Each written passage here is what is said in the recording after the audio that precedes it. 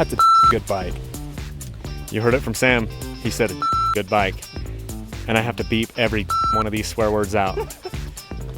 There we go. If Sam was going to have one of these bikes and only one of these bikes, which would it be? I would probably do the Sherco just because it feels so much like my 2015. But if Your 2015 KTM 300XE, my old one. But if I could have two bikes, I actually would pick that one, just because it's enough different that it's fun. You know what I'm saying? It feels more like you said, it feels more like a trials bike. It's lower seat height. It's just different. Where this one's just kind of more like a KTM. But if I could have a choice, and I said having two, I would have this one and my 2017 KTM 300XE. Hey, that's a good point. Just a little bit more about the power delivery and the adjustability of the Beta motor. With the 5mm Allen key, you can completely change the characteristics of this motor.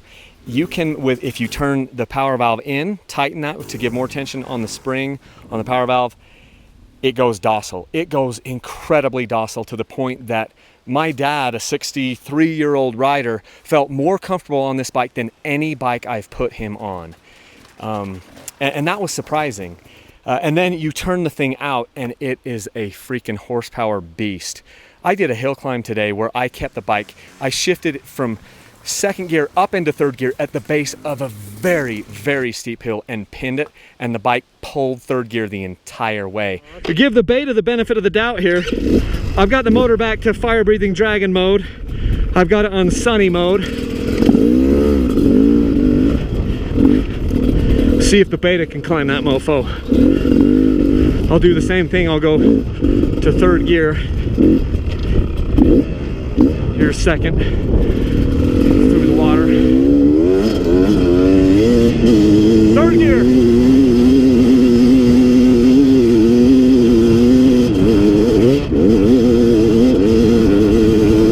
This sucker pulled it in third.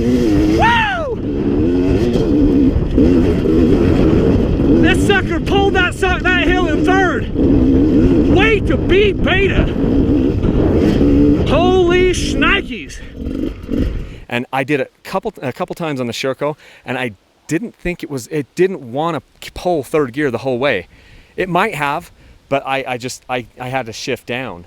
So the adjustability on the power here, and Sam was just mentioning, what were you saying about, like, if you got tired on a ride? What we were just talking to me about? Yeah, that's the one cool thing about it is, you know, you mentioned that on the KTM, it's actually kind of hard to turn, where this one's a lot easier to turn. So much that you even mentioned that you were worried that it was going to unscrew itself. Yeah, it is really easy to turn. So you might say you might adjust it mid-ride. So mid-ride, and say you're beat and you're hammered and you're sick of just getting, you know, holding on to the bike. Whipped around by the bike. Yeah, and that happens. We've all been there. You could adjust that and basically adjust the power to make it more manageable on the way home, or, you know, and that's actually a really cool feature. And I know that there's you know, systems or little things that you can buy to adjust it on the fly, but just the fact that we can do it with an Allen wrench is pretty cool.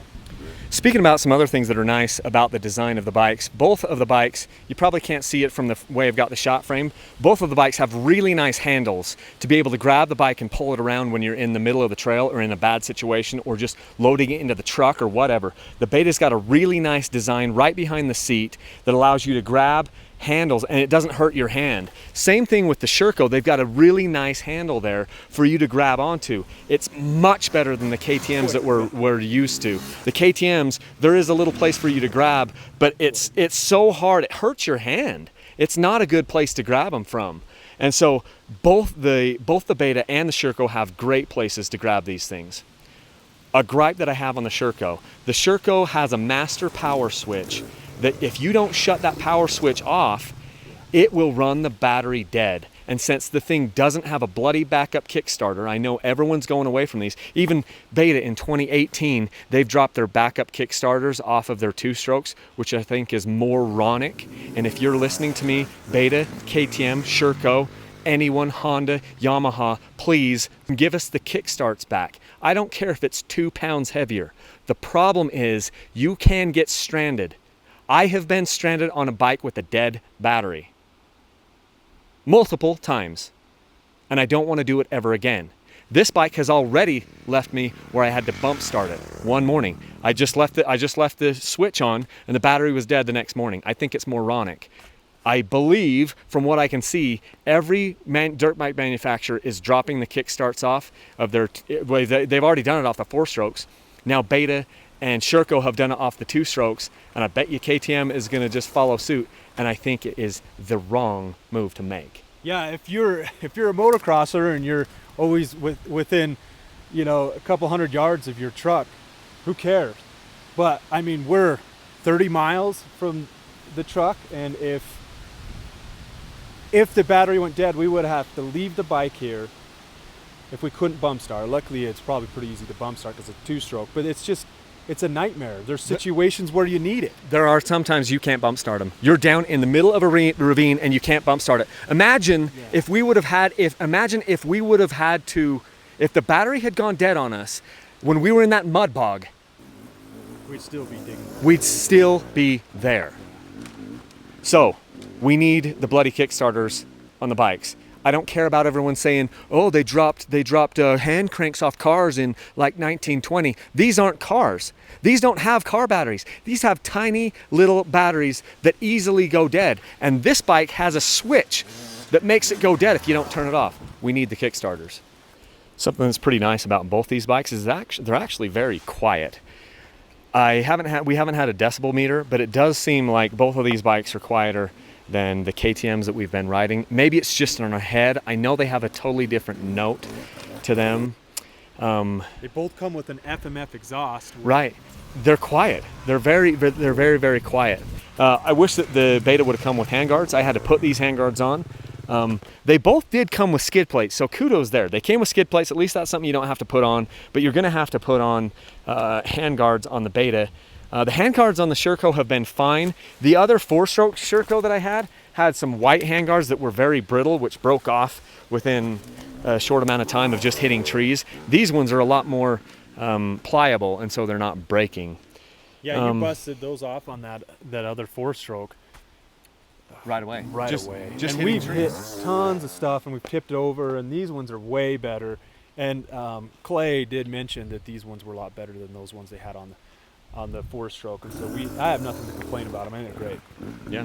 So anyway, we've been having a lot of fun on these bikes. They're very good bikes. Both of them are very good. They're made for totally different riders. This one is going to be better out in the desert. I haven't had either one of the bikes out in the desert, although I did go riding with my kids on the Beta.